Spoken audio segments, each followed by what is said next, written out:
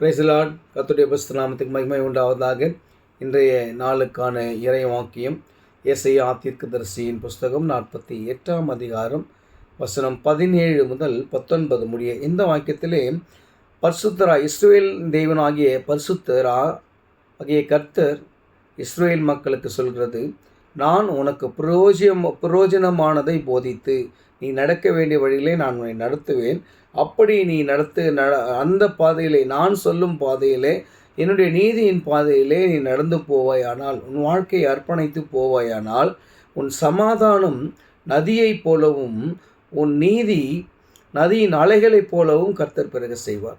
எனக்கு அருமையானவர்களே, அது மட்டும் இல்லை, என்னடானா உன் சன்னதி மண்டலத்தனையாக பெருகப்படும், உன் கர்ப்ப பிறப்பு அணுக்களைப் போல என்னவா ரொம்ப விருத்தி அடைஞ்சிருக்கும். அது மட்டும் இல்லாமல் அதாவது உன்னுடைய பெயர் அற்றுப்போகாமலும் அழிக்கப்படாமலும் உன் சந்ததியிலே இருக்கும். எனக்கு அருமையானவர்களே, நாம் இன்றைக்கி அநேக காரியங்களை குறித்து நாம் நம்மை நாமே வினாவிக் கொண்டிருக்கிறோம். ஏனென்று சொன்னால், எது நான் போகிற பாதை எது கரெக்டுன்னு தெரில, இதை பண்ணலாமா, இது வேணாமா, எனக்கு அண்ணன் சொன்னார், அக்கா சொன்னாங்க, ஐயா சொன்னார், இப்படியெல்லாம் நம்ம யோசிப்பது உண்டு.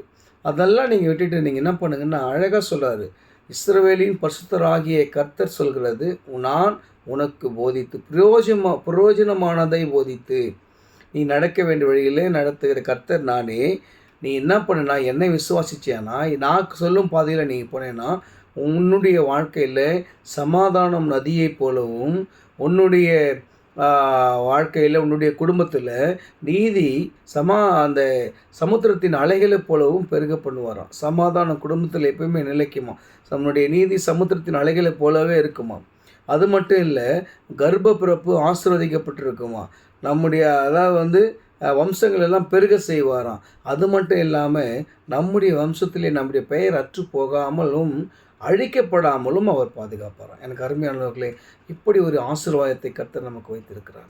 அவருடைய பாதையில் நாம் கடந்து செல்லும்போது நமக்கு சமாதானம் நதியை போலவும், நீதி நமக்கு